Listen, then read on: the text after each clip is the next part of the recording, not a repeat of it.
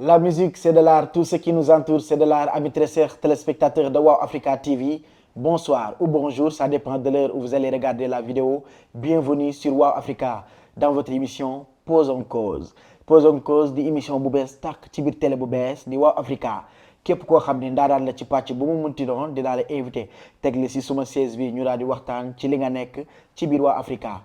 xaar bi yàggoon na waaye bëgg leen a indil qualité parce que bu ñu waxee waa Africa bëgguñu indi loo xamante ne moom lañ fi fekkoon raison pour laquelle lépp loo xamante ne tur la woon ñu daal di koy fàtt indi ay projets yu bees indi ay émissions yu bees waaye tamit indi innovation ci wàllum télé raison pour laquelle moo taxoon xaar bi xawoon na yàgg waaye alhamdulilah on est là dans votre émission Pose en cause bu ñu waxee Pose en cause émission la boo xamante ni wax naa ko léegi képp koo xam ne ndaaraan la dama la fiy indil ci premier numéro tay bi ma indil leen benn ndaaraan boo xamante ne ci wàll bi nu ne muy musique am na ci expérience peut-être bu ma waxee It's Your Man OMD Vibes di ngeen comprendre bu baax a baax c'est un garçon pétri de talent ci pàcc bu mu ne bëri na ay découverte bëri na ay innovation yoo xamante ne indi na ko ci musique ci chronique yi nga xamante ne moom lay def ci ay plateforme moo xam TikTok Instagram YouTube et cetera alors It's Your Man OMD Vibes moom laa dalal tey ci biir Wow Africa TV dans notre premier numéro Pose en cause OMD Vibes borom Thiès mais maa ngi lay nuyu mon ami. waaye jàngal ma wax gain nuyu naa la ziar naa la maa ngi la koy delloo. waaye ça fait vraiment plaisir. ñëw fii di si plateau bi. waxtaan ak yow. surtout si premier épisode. nga invité ndaaraan bu toll ni man. xam nga damay bañ a ëmbul quoi ëmbul baax foog nga si. mënut a jàpp mais bon waaye. attention je suis très humble damay kaf nii rek maa ngi lay ziar bu kontaan naa si invitation bi maa ngi koy rafetlu kaay ñu waxtaan ñu waxtaanee ko ñu xóotal il y a 20 ans sortez ce masterclass leçon l'inspiration alors ay propos la yoo xamante ne moom la ñuy may ci chronique bu am solo bi nga xamante ne moom lay def via TikTok ñu bëri daal di koy admirer ci li nga xamante ne moom la nekk di def alors tey plaisir bu mag a mag ma invité la ci biir Waa Africa fas yéene waxtaanee lu bëri pàcc bu ñu ne bëri na ay facettes bëri na ay branches yoo xamante ne mi ngi ci musique alors amour musique déjà bi nga xamante ne am nga ko ba tey Sénégal mënoo xëy dugg TikTok défilé ñetti yoon te doo gis OMD Vibes mais OMD Vibes ak musique histoire bi fan la commencé. est-ce que mën naa xam fan la commencé. parce que xam parfois question bi day revenir lu bëri mais man mi j'essaie parfois di xool fan la commencé. mais j'arrive pas à nekk non fii la commencé. parce que man je pense que j'ai toujours aimé la musique. te boo nekkee xale environnement bi tu consommes quoi yow yaa dem kii da ngay consommer lu ñëw la nga déglu parce que rajo yeeg télé yeeg yooyu du coup dama doon déglu. peut-être nag après ma ñëwee Dakar sama maam may def CM1 ak yooyu noonu. tout à fait mu nekkee woon Rebeuss. du coup j'étais toujours presque seul. ma jàngi jee wàcc dama doon teg samay CD yeeg yooyu CD paa beeg. sama côté Rebeuss ngeen waaw sama maam beeg sama nijaay yeeg yooyu noonu sama nijaay dañu ko bëgg a Omar Pène comme te armée lañ nekkoon. ñoom booy laa maa leen di ziar. tout à fait ak Moussa moom bëggoon ay R&B ay yooyu noonu temps yii ay reggaeton. mën na moo tax gars yi dañu naan da ngaa yàgg sama maam bëgg ay salsa ak yooyu noonu du coup dama doon teg kii rek di déglu. am baag bu nekkoon à côté tamit. am baag yi ñoom daa ko animé si àdduna dañuy consommer du coup affaire yi da nga doon kii rek da nga doon aspiré quoi. léegi nag affaire yi ñuy dox. mu ñëwaat Thiès commencé nekk si concentré wu si jàng bi mais maa ngi bëggoon musique bi. maa ngi fàttaliku 5e. suñu responsable ay surtout si sa jiga dawoon nañ yóbbaale cahier d'absence la. tout à fait demoon si weer. fekk Justin Bieber moo doon génnee Love Me. ñu demoon am na ma teel bëgg anglais nag. ñu dem xoolal bind recopier texte bi yëpp. mokkal ko. ndax bëgg ko ndax mokkal ko nag bëgg musique dañ kumpa taay tamit dañ doon jël texte Michael Jackson yeeg yooyu noonu di xoolaat. mais de plus en plus après sûrement après collège surtout ma demee lycée. si laa commencé nag. nekk si complètement di dem si concert yi di dem yooyu noonu commencé naan dama nekk manager d'artiste. commencé di def ay affaire. mooy da nga teel a sopp man naka jëkkee man xam naa da nga teel a sopp. waaw dama sopp moom yàgg naa xaa def. da nga doon dem concert nga gis ku tuuti ki nekk si kanam di cëppi waaw ndeke boy bi la waaw ndeke man la j'ai toujours aimé le hip hop tout à fait surtout le hip hop j'ai toujours aimé le hip hop du coup concert fu mu doon am maa ngi fa alors naam dëggaame alors mu nekk benn amour boo xamante ne d'après ni nga ko expliquer nekkuloo forcé dafa noonu naturel ba passion juddu si nga ne léegi da ngay def chronique déjà histoire bi xam naa ne gudd na mais dama koy cof bu ko defee ñu gën a mën a voilà gérer suñu time alors depuis nga commencé def chronique dëgg la booy commencé yenn nii di nga ci dégg ay critiques yow mi nga xamante ne déjà chronique yi ngay def parfois da ngay def critique mais critique bu positif début bi nan la demee idée bi man dama yéex a commencé en fait continuer parce que mu ñëwee Dakar depuis 2019 après le bac mooy ñëw l'idée était claire en fait que je devais nekk ci milieu culturel bi alors gars yi après ñu bëri ñoom ñu jàpp man Omar tu dois faire des contenus ñoom Pape Blaye gars yi ñëpp di wax ñoom si tam Omar tu dois faire des contenus parce que vraiment am nga kii bi ba daaw l'année dernière en 2024 accidentellement quoi Sira ne ma Omar kaay ñoom Sira à si tam kañ jël caméra yi dem tourner fekk maa ngi woon def actualité musicale. tout à fait si laa commencé quoi def actualité musicale ak yooyu noonu après si laa commencé yeneen concept yeeg yooyu noonu. tout à fait si laa si nekk. concernant critique yi. affaire yi moom boo jëlee décision da ngay nekk si média yi moom. après. da ngay xaar lu ne critique yi mënul ñàkk. mais ay nit lañ. mais je sais ay nit lañ boo kiiwee parfois ça te blesse parfois dañuy mais bon après tu es obligé nga gérer say émotion quoi parce que gars yi bu ñu xamee ne lii da lay gars dañuy gën a appuyer dañuy appuyer ci blessure bi am na solo yaa ngi def lu am solo ñu bëri di ko rafetlu muy critique positive laa koy jàppee parce que tey déjà critique yooyu à l'époque suñu ay maam bu ñu leen daan critiquer ci critique yooyu la ñuy jël pour mën ci tirer leçon ba prochaine fois bu ñuy génnee ay projet dañ koy gën a liggéey alors est-ce que ça t'arrive parfois nga critiquer ci benn affaire artiste nga gis ni defaat na leneen loo xamante ne y a du changement. mën na je sais pas nag. doo ko xam au fond mais parfois peut-être mën na am parce que gars yi ñu mën naan non gars dañ lay bàyyi xel. am na artistes yu commencé bàyyi xel di ma poser question di ma laaj ak yooyu noonu. ñu di ma woo. mais bon je ne sais pas ndax amagum naa influence boobu noonu. peut-être gars yi ñoom mu koy kii naan non gars yi dañ lay bàyyi xel mais man au fond. amaguma dayoo boobu quoi gars yi ñoom bëgg a jox dayoo boobu mais amaguma ko. mais sincèrement gars yi mbëkkantee si kii dañ ma naan maa ngi seetlu affaire yi rafet na. li nga wax dégg naa li nga wax fii nii dégg naa li nga wax fee et je pense que. objectif bi loolu la. ñu dégg. ni ñu ko jëlee nag xayma man wax dëgg fa ne yàlla. cherche pas à plaire quoi non je cherche pas à plaire ni ñu ko jëlee rek baax na. tout à fait. 1990 dëgg la yàgg na mais musique bi am na fu mu nekkoon suñu ay maam mën naa ko tuddee suñu ay tonton suñu ay nijaay ñu ngi woon di doxal 2000 ba 2005 musique 1990 ba 2005 bokkul ak nouvelle génération bi ni ñuy doxee ban approche. nga am ci idée boobu. musique luy changé la en fait musique 1990 année 90 ak 2000 sax duwawul. day am changement. loolu moom fépp la. muy États-Unis muy France ak yooyu noonu musique day changé quoi day dox day évoluer day kii ak yooyu noonu. Sénégal y a eu beaucoup de changements surtout après 2005. même non c'est bien avant 2005. crise des CD yi. début des années 2000 ak yooyu noonu. y a eu beaucoup de choses yu commencé woon changer.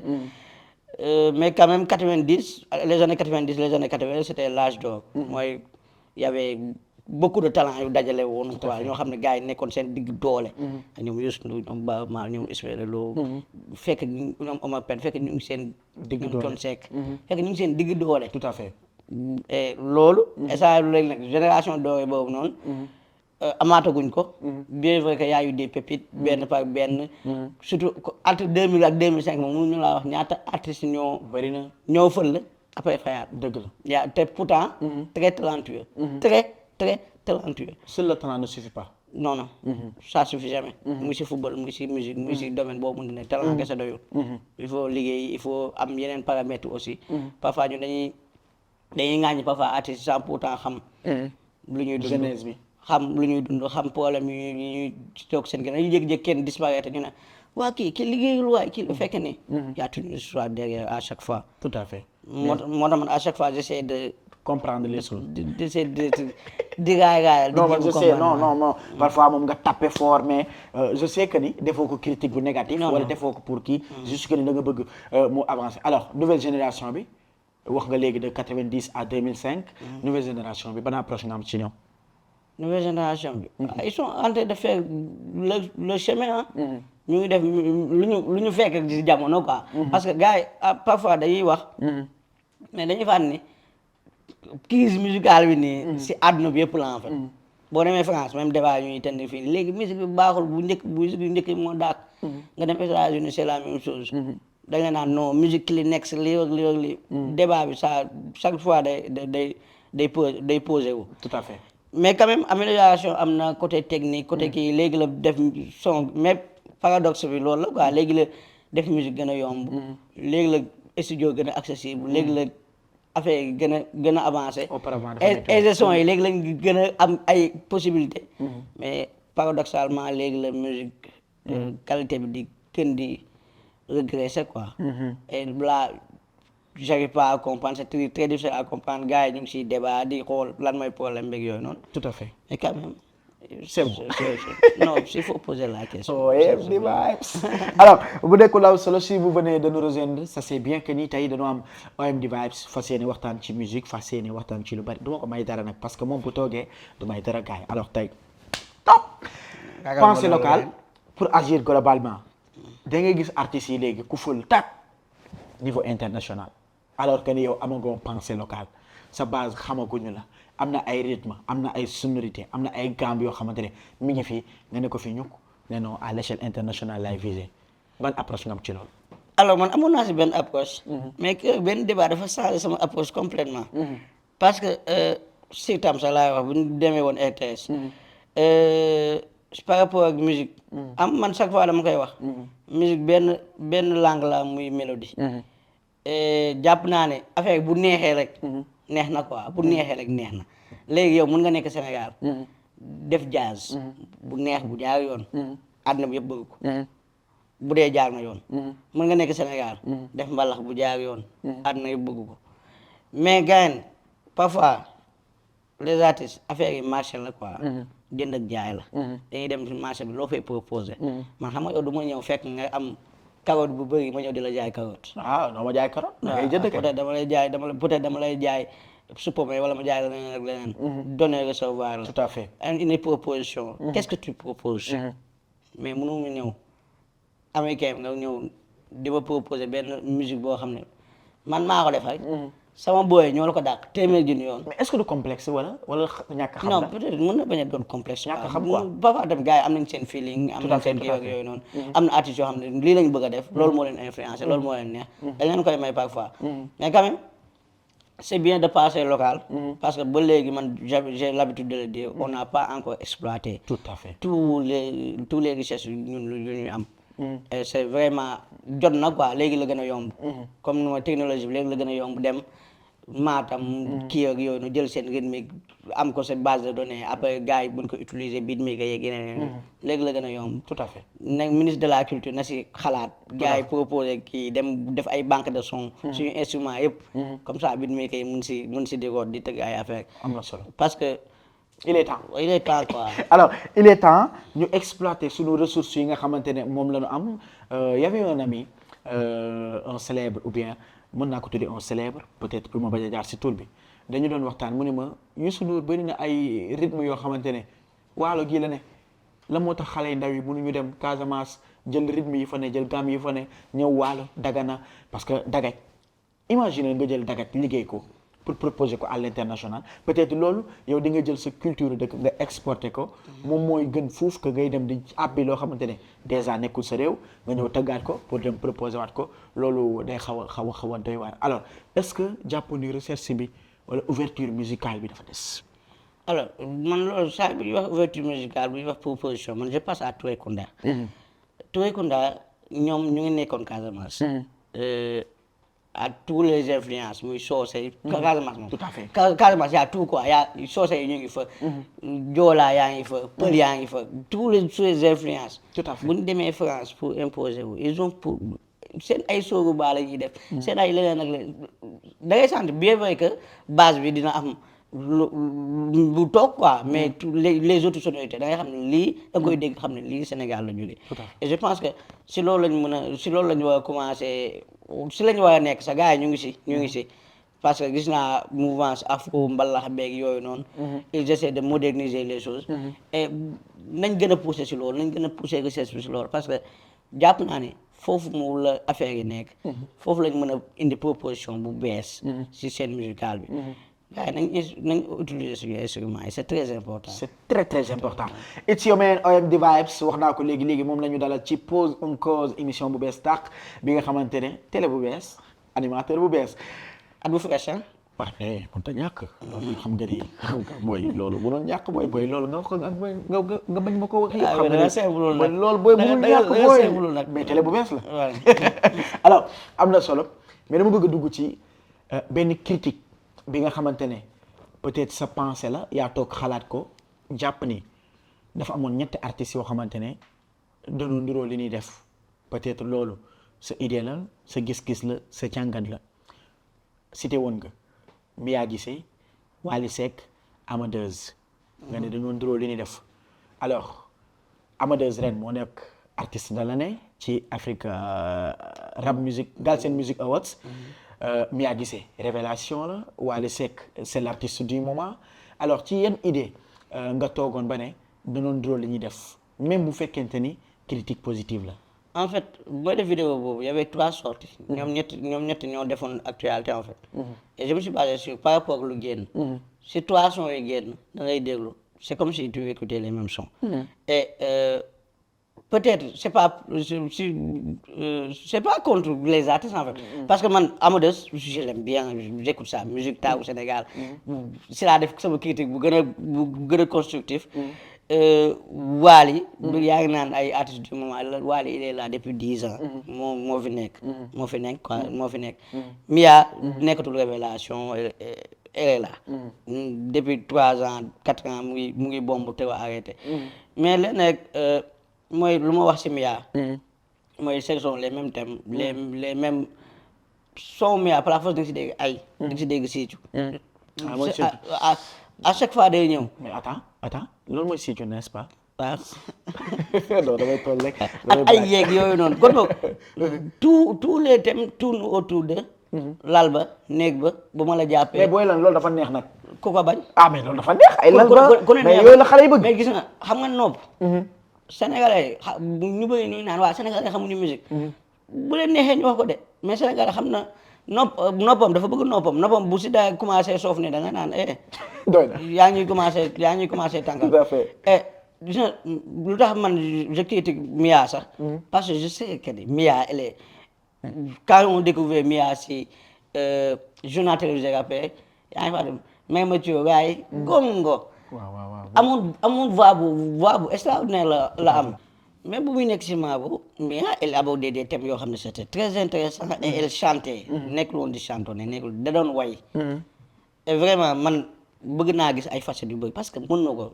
tu penses qu'elle peut mieux faire Mia talent kese la waxuma la mieux faire ça elle peut faire des choses extraordinaires avec sa voix tout à fait si bu concentré aussi way bi quoi malheureusement on se concentre plus sur lu mu sol sexy na si scène bi au lieu mu concentré aussi way bi mu ngi si fecc beeg si yeneen ak yeneen et c'est vraiment dommage de limiter Mia si habillement wala si sexiem wala si yooyu noonu parce que souvent bu génnee même bu génnee projet au lieu que nit ñi sax ñu focaliser wu un tout petit peu ci projet bi mais y en a des gens yoo xamante ne peut-être dañuy xool ci style bi nga xamante ne peut-être moom la mais loolu aussi yàqu ko moom moo ko bëgg aussi mais rof yàqul jën mais ça détourne l'attention de ton produit boo seetloo album bi passé album bu mujjee génn c'est son premier album en fait communication bi des na jàll bu baax sax parce que on n'a pas senti que ni Mia va sortir mais moment boobu BMG rappeur bi dafa génne woon tamit defal mais loolu ban kii la si am mais Mia coïncidence la wala non du coïncidence non coïncidence la mais Mia annoncé woon na bu yàgg ok annoncé woon na album bi annoncé annulé nañ sortie bi annulé waat léegi nag yooyu bu amee ba pare yow sentir wuñu sa tuuti absence mooy parfois présence bu ëpp gars yi dañuy dem ba du ñu xam lan moo bees ak lan moo beesu. tout à fait moo tax album bu mu defee annonce bi sax. gars yi sentiwuñu ne Mia day génne album. et c'est vraiment dommage parce que c'est son premier album. tout à fait c'est son premier alors léegi yaa ngi wax si BMJ léegi. maa ngi ñëw ci BMJ bi dama ciy ñëw je tenais juste à féliciter nos artistes que ça soit Amadeus que ça soit Wally Ballago Seck que ça soit aussi Mia Guissé vraiment ay jàmbale mais attends mais yow Pape Laye Beat. mi defar beat yi. du sa xarit. sama doom sama man moo defar beat yi man léegi moom dans tout ça du sama xarit de. sa doom day la. sama grand mais frère moom dans tout ça léegi moom. sama grand frère la. xaaral laax bi soow la ci di. waaw voilà bu baax sax. waaw bu baax sax léegi la ma taw ak Pape Laye Beat yow. ne ko gaam yeeg. man may wax je parle à tout le monde les beats. ci la bokk mais concernant trois sorties yi ma doon wax. c'était pas Pape Laye. Pape Laye il a fait 80% de l'album de Amadeus. moo def violon bu neex boobu ngeen di dégg si légat c'est lui. moo def confusion. confuse maa ngi naan sa confusion confuse. moo def jëli. te yooyu musique yi différent na changé na. booy sa xarit non waaw non mais c'est pas pour affaire yi noonu boo xoolee légat ak jëli dañoo nuyoo. non. ndóowuñu daal léegi déjà.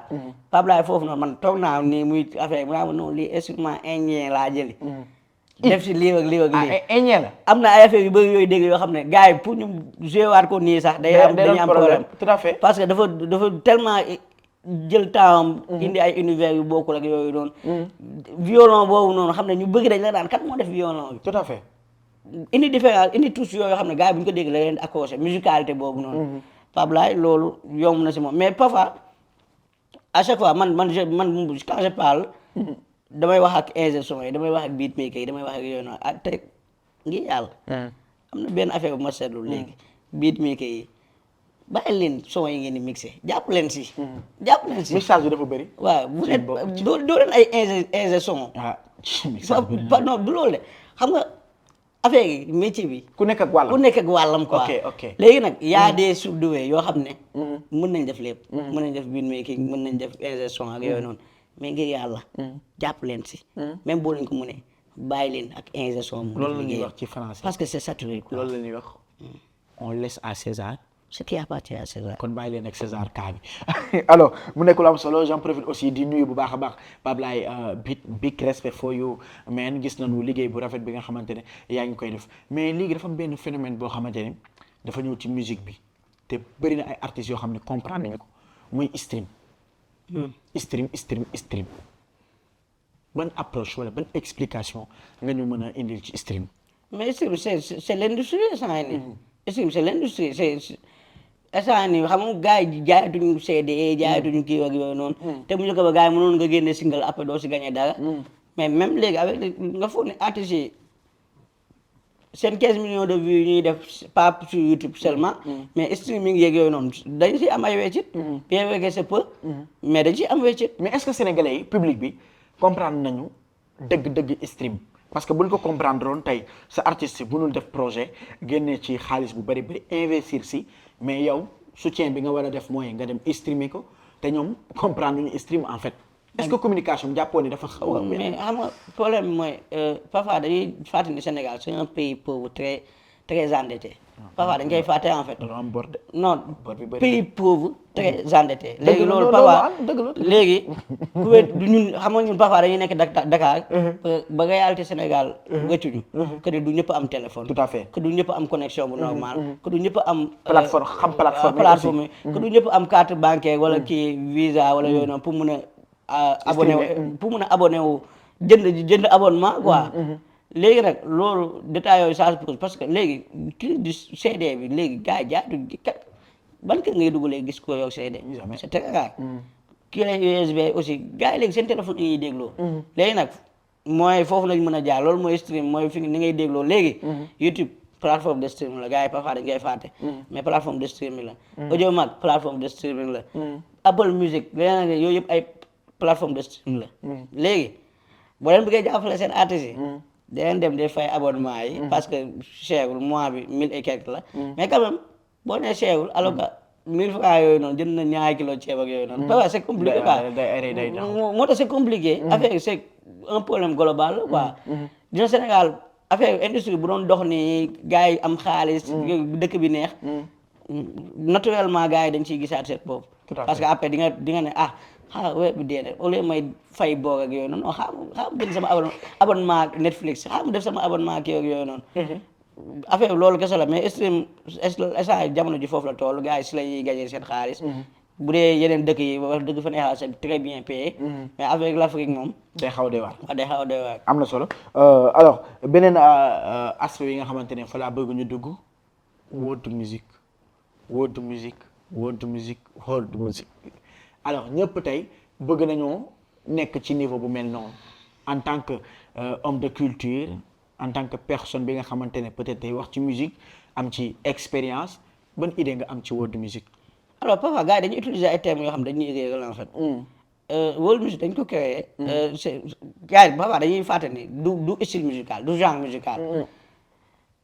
lan la dañoo gars yi ñoo toog ne musique africaine yu jógee fii nii parce que France industrie France ak Angleterre ñu ngi gis ni. africain ñu ngi commencé indi seen musique ñu ngi commencé jaay mais xamuñu ban rayon lañ koy jaayee. parce que mënuñu ko bëgguñu ko dugal si pop bi bëgguñu ko dugal fi ñu créé benn rayon. tuddee ko world music. léegi ku génne son bu jógee Chine. jógee tout ce qui n'est pas bu duggul si code européen bu duggul si code monde occidental bi. wala pop R&B ak yooyu noonu ñu ne la world music. tout à fait alors que y a Baaba Maal qui fait du yeelaa. yeelaa lay def. Youssou Ndour mbalax lay def. y a Cheikh Lo.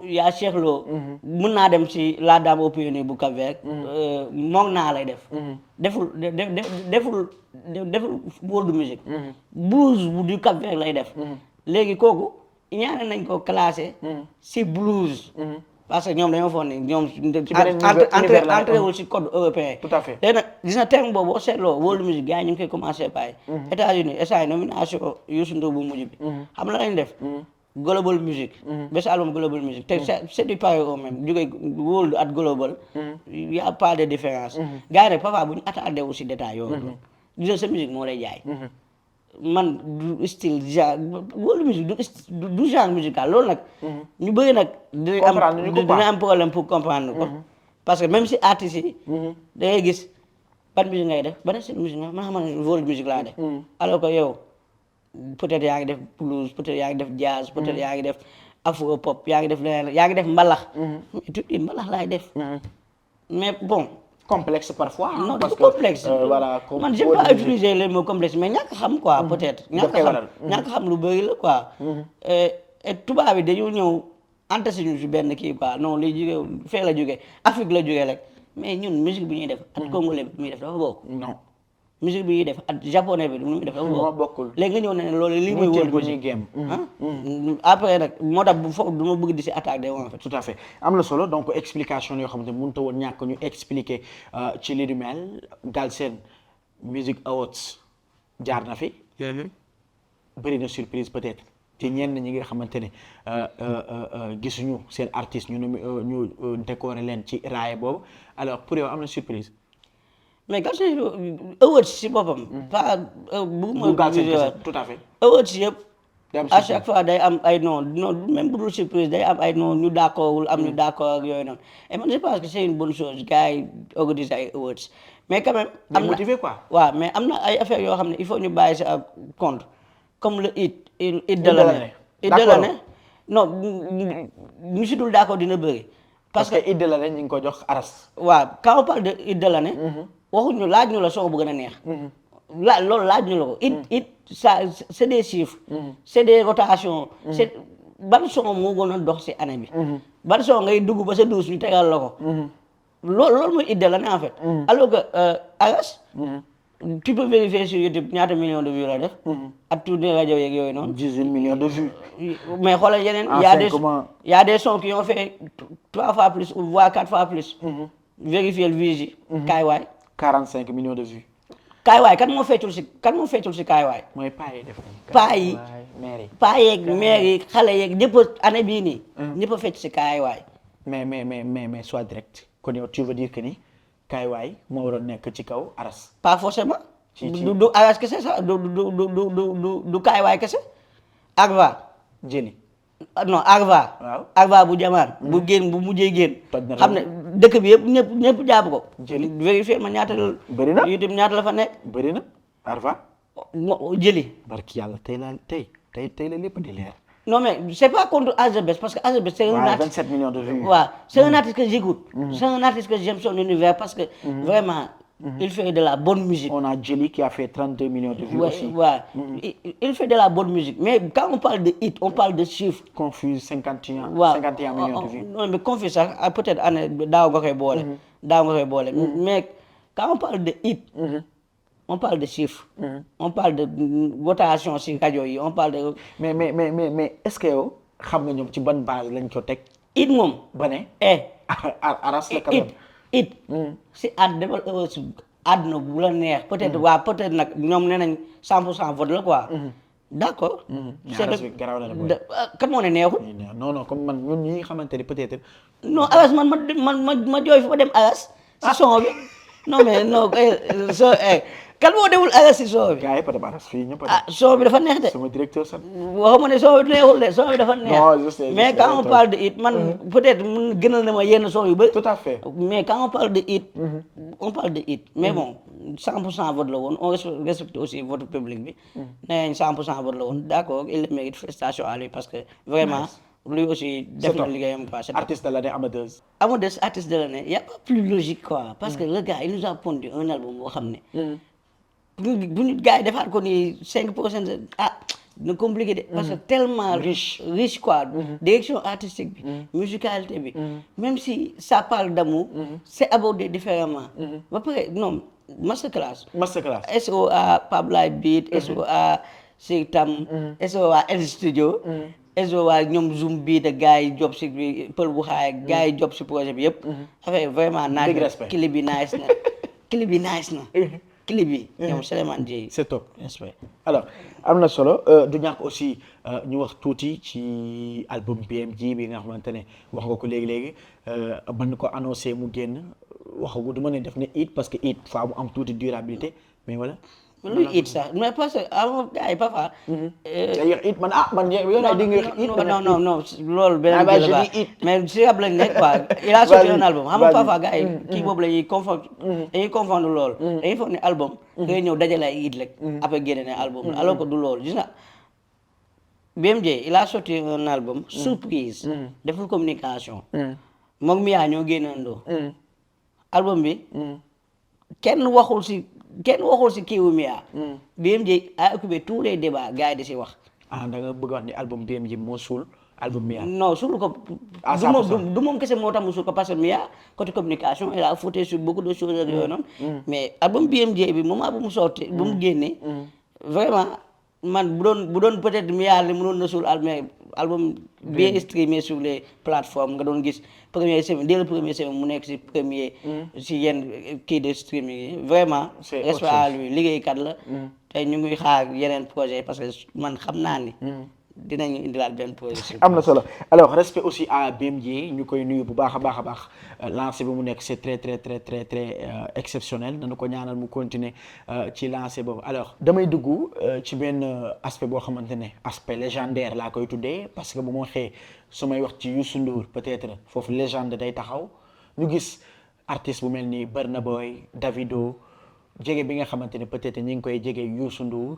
est-ce que tey jeunesse bi nga xamante ne jeunesse artistes yi nga xamante ne ñi ngi fii biir Sénégal yoon bi ñu war a jaar est-ce que jaar nañu ko pour mën a am li nga xamante ne peut-être moom la Davido ak Burna Boy di am ci Youssou Ndour. le problème bi. ça c'est pas Youssou Ndour seulement sax. ñun Sénégal. muy si rap bi muy si mbalax bi dañoo am problème transmission entre génération. ce qui est arrivé au hip hop parce que benn instant gars yi transmettre nouvelle génération bi ñëw ñu teg leen loxo ak yooyu noonu. et loolu maa ngi koy gis nii si génération. ancienne génération bu nekk si mbalax bi si yeneen musique yeeg yooyu noonu notamment Youssou Ndour ay Baaba Maal ak yooyu noonu c'est très difficile gars yi tamit nga am yenn collaboration yi mais est-ce que artistes yi ñu ngi leen di solliciter bu baax parce que gars yi il faut ñu jox leen cër bi aussi il faut ñu dem leen wan ne ñii forcément faut mu def collaboration mais est-ce que cër sax tu doy na nga toog ci télé rek tudd Youssou Ndour wala wax lii alors que ne am na ay démarches yoo war a mën a ay démarches yu bëri la parce que genre yooyu noonu tamit seen calendrier day chargé seen kii ak yooyu noonu il faut vraiment nga def comme Burna Boy parce que Burna Boy mën naa wax ne dafa accéléré Youssou Ndour. Twitter rek. fépp bu muy doog a fële fu nekk dafa ne Youssou Ndour laa rêvé dafa featuring. bu mu waree tëgg concert am. bu mu yëg Youssou Ndour war a def war ko ibbi. war na fépp si publicité yëpp da naan Youssou Ndour mooy def sama première partie. Youssou Ndour mooy ibbi sama concert. tellement fierté bu mu si am. léegi nag ñun suñu du ma ne booy sax suñu artistes yi. nañu sollicité gars yi parce que là il faut ñu profiter si ñoom quoi il faut ñu dem. c'est le moment laal ni bu ñu ko deful. bay deewee mbuus waaw parce que gars yi ñu ngi màgget ñaanuñu ko yàlla mais duñ dundaat luñ dundoon ba pare. gars yi nañ leen sollicité nii woo leen nangu seen tuuti xam-xam bu ñu am si ñoom ñu sàcc ko si parce que transmission boobu foog mu am alors am na solo donc Youssou Ndour aussi ñu koy nuyu bu baax a baax ñi ngi jëm ci grand bal le 3 janvier peut-être dinañ ci am liggéey bu mag a mag bi nga xamante ne waa Africa dina ko def alors Thiès kaay benn dëkk ñaari gaar dégg naa Thiès am na gaar Thiès am na monument la Dior Thiès am na OMD Vibes am na 100 000 Jakarta am na 100 000 Jakarta. am na aéroport am na benn naan bu mag a mag. waaw Saliou Thiam. master class. alors. non mais Saliou Thiam. Saliou Thiam. non il est hors pair.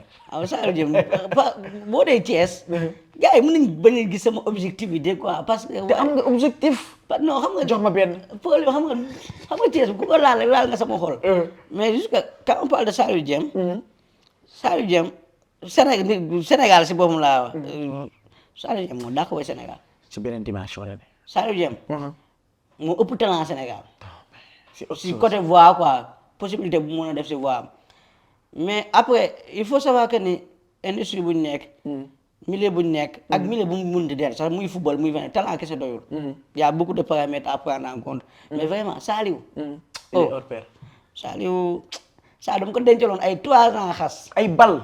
laa ko dencal ñu dajee rek ma jour boobu muy tëye rek tëye noppi tellement daf ñu kii daf ma suggéré woon surtout passage bu mu defoon The Voice Africa non le gars non Sénégal xamuñu ko quoi xamuñu ko vraiment prophète chez soi waaw mais non y a des gens qui sont prophètes chez eux aussi mais le gars il faut mu génne ay affaire il faut gars yi Sénégal mérité nañ ko quoi bu doon keneen la sax damay ne booy li nga dëkk Thiès tax mais Saliou Thiam moom ñëpp a nangu ni non que il est hors pair. non ku nangu lu may wax. na dem déglu. yàlla baax na dem seetaan performance en live dem déglu son mook taaji siin. ngeen déglu refrain lu mu fa waxee noonu après ngeen ñëw ñu waxtaanee ko. teg ko ci table bi en tout cas ñu ngi koy xaar les jours à venir biir Waaw Africa ñu mën a waxtaan ak moom ci ay. dafay ñëw non yow da koy dañuy waxtaan Saliou Thiam. alors day laale guitare. bu tajaax mais am na aussi beneen jeune talent bu exceptionnel. Obré guitare man. mais boo déggee Obré rek. c'est la musique en fait.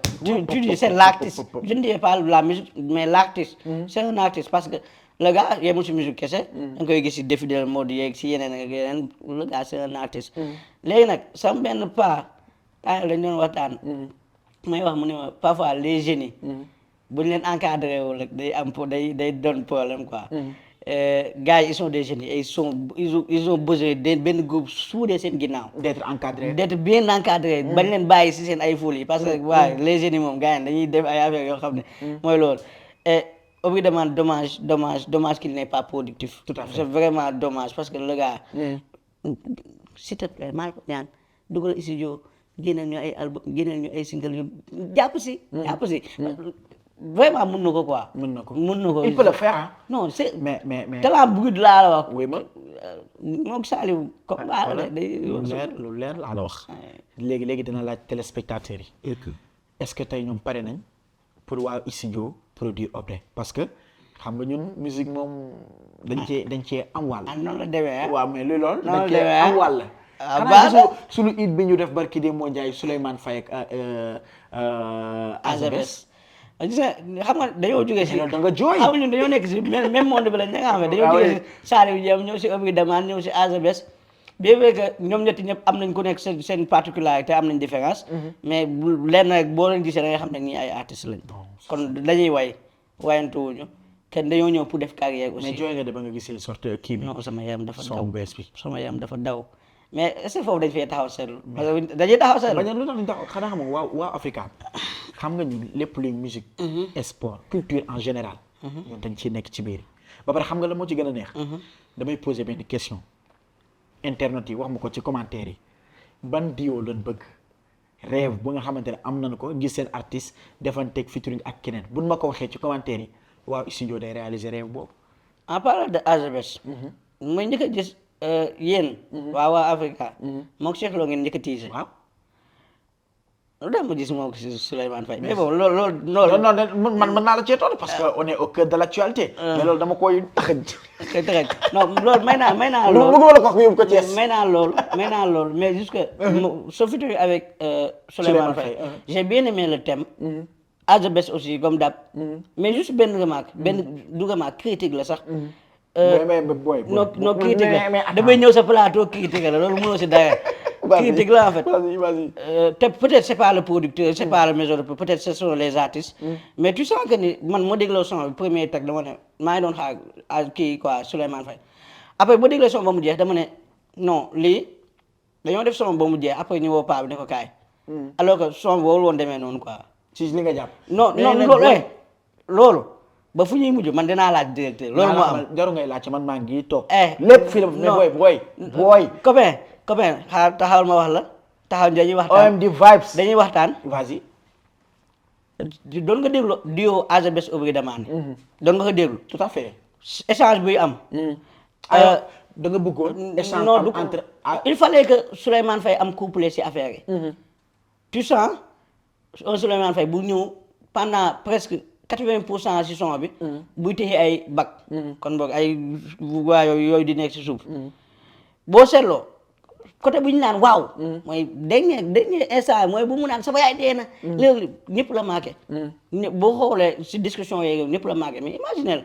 ci son bi bu nekkoon bu amoon échange boobu noonu moom mu amoon échange bi comme bu muy am moom Obri Demane parce que AGBS ci son bi c'était un peu linéaire mais avec Souleymane dafa doon indi benn folie boo xam ne da doon changer son bi tout à fait mais bu ñu jéem foofu nañu avancer après loolu dinaa la defal say tontu parce que faaw ma jàdd waaye loolu mun na ñàkk révélation jóge nañ Thiès dañuy laal autoroute bi ñëw ci biir banlieue bi Pikine Guédiawaye mais temps yi dafa am benn boy boo xamante ne man maay rakki gawlo Khalil Seck sama baay mais doomu Thiat Seck mu naar Seck noo ko gisee xam naa ne daal terrorisé révélation de l'année xam naa ne daal terrorisé nañu TikTok ngay dugg mais damaa jooy def nii li xale yi naan damaa jooy ba woon mais bon génne na album j'ai pas encore écouté tout l'album déglu naa ko gars yi dem soutenir ko doomu banlieue bi la day doo ko door dem leen ngeen may ko doole kuy doo commencé moom xoolal push-up la soxla may leen ko doole et vraiment affaire mu ngi si quoi waaw mu ngi si quoi dem leen jàppale ko ngeen may ko doole ngeen déglu album may ko doole mais yu mel ni boo koy gis fierté lay doon quand même quoi parce que benn doomu artiste ñëw à son âge imposé parce que bi muy gën a nekk xale on avait des vidéos yoo xamante ne mi ngi doon circuler ci internet moom papaam toog di waay sans doute je me suis dit que ni kii dans quelque temps non day percer alors mu ñëw ak première bi mu lancé carrière musicale am daf ko accompagner ak album et que c'est pas du tout évident c'est pas évident et man je suis même contre l'idée mais quand même ça va quoi gis nga le son qui est en train de percer là waykat bi c'est bien et doomu artiste la bu wayee tamit non du question bu wayee day neex bu wayee daa war a way quoi daa war a way bu wayee ñu dóor waaw bu wayee ñu dóor ko mais c'est pas parce que ni doomu artiste la rek que da nga mën a way loolu moom beneen débat la et je voudrais pas faire de critique du tout parce que Naak Seck am nga critique yoo ci def am pagaay mais quand même man j'évite déstabiliser non du question déstabiliser sax ñuy wut doole ñuy nuyoo yi dama leen di bëgg di may doole di ko bañ a après nag bu ñu amee possibilité déggante man dinaa leen wax ne lii ak lii gis naa si lii ak lii après on avance parce que instant yi nii push-up ku leen teg loxo lañ soxla nañ leen push-up am na solo en tout cas c'était un grand plaisir le plaisir est vraiment partagé est-ce que nii dañ ko di def chaque un mois non kon baax day neex non du baax man ak yow ñu di toog lu bëri du baax. alors à la demande générale donc voilà beneen affaire boo xamante ne bu dëgër bi kin non du bu dëgër non mais man je sais man sama bu dëgër bi laa koy parce que déjà ñun ba ñuy gën a nekk xale alma samay garde box bi ñuy gën a nekk xale dañ doon gis ni bu ñu waxee rap rek ñëpp dañuy jàng Kouthia loolu xeewi na loolu c'est dafa am dépassé. ñoo xamante ni dañoo ñëw innové. ay innovateur laa lay mën a tuddee. innové wu ñu lépp fi lañ ko xaaral fekk. su ma nee Dip Ngaaka Blindé qu'est-ce que ça te dit. waaw respect hein. Ils ont fait benn carrière bu respectueux. Bien vrai que am na yu bëri yu may parce que ils sont là depuis 10 ans. Ils sont là depuis 10 ans Ngaaka premier item yi ay 2013 2014 yooyu la génne woon ay def buzz ak ay yooyu noonu. Dip tamit 2014 la génne premier projet mag yooyu mu poté ko. Ils sont là depuis 10 ans ils ont fait du chemin. Vraiment gars yi ay liggéeykat lañ liggéey nañ gagné nañ respect gagné nañ si am nañ si xaalis tamit. Respect quoi léegi nag am na yu bëri yoo xam ne. ay manquement la mais bon loolu peut-être beneen discussion lay laaj. mais mënut a ñàkk aussi ci seen dernière réalisation yi nga xamante ne jot nañu ko def. boo xoolee Ngaaka am na benn affaire bu mu def Dip aussi am na bu mu def mais aussi am na ay fit bi nga xamante ne def na ko ak Rifu tu trouves comment ça. Dip kay fit yi mu mujjee def yëpp gaañ ni def na ne. non day xoolal fit bu mu def si album moom ak bés bu mu def ak bés si album bi. vraiment top fit bu mu def ak Rifu oh. mais moom la moo tax bu defee ay fit rek après ça perce. non xam nga parfois loolu la quoi. Dip c'est Dip. Sénégal munoo wax rappeur quand on te dit rappeur tu passes forcément à Dip et Ngaaka. et buy ñëw day indi touche am quoi day indi touche day loo xam ne nga koy dégg la nga ne lii Dip la te taay dafa poñe way bi. taay daa poñe way bi. day non way bi laa non dafa poñe way bi kon boog perfectionnement waaw léegi day way ay way affaire yu neex ba pare da ngay day des sa bopp ngay nekk di ko répéter. Ce qui m'est arrivé avec son moom ak bees bi. vraiment respect quoi respect gars yi nag yokk gis naa ni direction bu mu commencé jël nañu yokk liggéey. yokk cere doole liggéey. waaw yéen lañu yaakaar ngeen yóbbu affaire yi fu sori jàpp leen si. si drapeau boobu daanoo seen loxo. incha allah léegi fi ñuy jeexalee dafa am benn jeu boo xam ne dañ koy def man ak yow quoi su ma la nee exemple est-ce que tey mënuñu xëy un bon jour rek gis benn featuring Dip Wally Seck. mais loolu dafa war. parce que Ngaaka amoon na ko ak Wally mais loolu loolu du featuring mais Dip ak Wally loolu. Ngaaka ak Wally sax dañoo war a def featuring. Ngaaka ak Wally parce que Ngaaka sax moo gën a Ngaaka loo ko mën di waxal. loolu ay lekkam la. loolu lekkam la. imagine un Ngaaka Wally bu jaar yoon. parce que bële moom dafa ñëwoon def passage nii rek mais vraiment c'est du woon featuring. ngeen baal ma du woon featuring mais un Ngaaka Wally Seck nii bu taxaw nii bu doon. non les chiffres vont parce que déjà Ngaaka il est populaire Wally aussi. gars yi dañuy def collaboration yi dañuy def ay collaboration moo yor affaire yi. gars yi dañuy demalante di kii ak yooyu noonu ñun ñoo siy bénéficier wu. affaire day kii industrie jëm si kaw. am na solo alors mbégte la woon comme ni ma ko waxee jëlee la Thiès kaay benn dëkk ñaari gaar nga ñëw. sama xarit bi yaa baax. yaa am ko da baax gars yi. da nga may jox ku wax rek. dama la bëggoon rabloo mais naa ko bàyyi. non man mënuma rab. sérieusement benn 10 secondes sax. man mënuma man waxal kese laa mën te sama wax leerul. te naa la xamal dara de xam nga rab ban rabama gën ban son ma gën a neex ci rab yi. noo boo ma woon bu Dip. yow nag joli kër nga de. kan tàggatoo. kan tàggatoo mënut a ñàkk alors ma kontaanee la bàyyi la nga tàggatoo ak les téléspectateurs de waa Africa mbégte contentement plaisir bu mag a mag laa amoon invité la tey suma plateau posons ko te yaa ma soqi nag de yaa ma soqi. kon di nga sokkee ko de. alors bàyyi la nga tàggatoo. waaw maa ngi leen di remercier si surtout li ngeen pensé à ma personne. ça c'est vraiment un honneur. après ngeen ñëw premier épisode ngeen invité ma. vraiment aw ma seen fay maa ngi leen di remercier bu baax a baax. maa ngi remercier waa Fass. waa Kabane ba. fu may tourné foofu laay tourné sama vidéo yi. Seydina maa ngi lay ziar bu baax. di ziar waa Thiès sama waa Gàlle.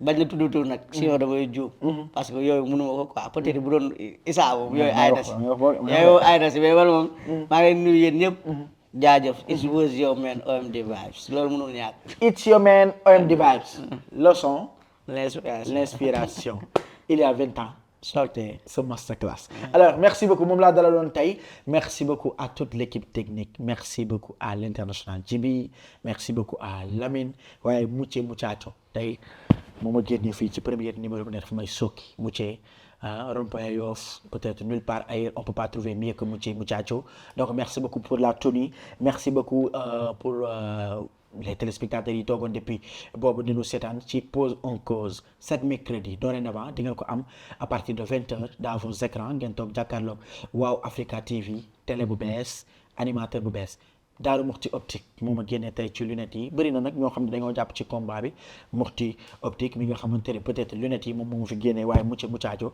merci beaucoup à Lamine le réalisateur Djibi merci beaucoup Adama Bey merci beaucoup à Sachin Balago Seck ci assist bi jërëjëf peace and love à mercredi. Ciao.